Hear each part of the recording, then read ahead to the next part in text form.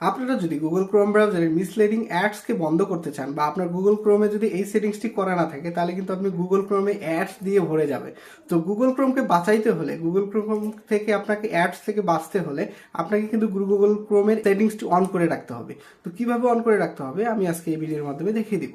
তো চলুন ভিডিওর কথা না বাড়িয়ে প্রথমে আমরা আমাদের ক্রোম ব্রাউজারটি ওপেন করে নিব। ক্রোম ব্রাউজারটি ওপেন করে নিয়ে আমরা থ্রি ডট আইকনে ক্লিক করে দিব। থ্রি ডট আইকন থেকে আমরা যাব সেটিংসে। সেটিংস অপশনে যাওয়ার পরে আপনারা একটু স্ক্রল ডাউন করে নিচে আসলে দেখবেন এখানে সাইট সেটিং নামে একটু অপশনস রয়েছে।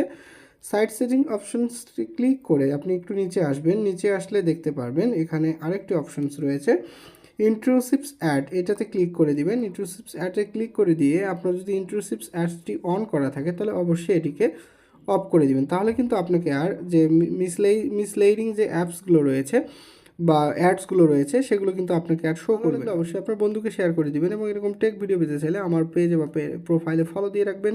ধন্যবাদ।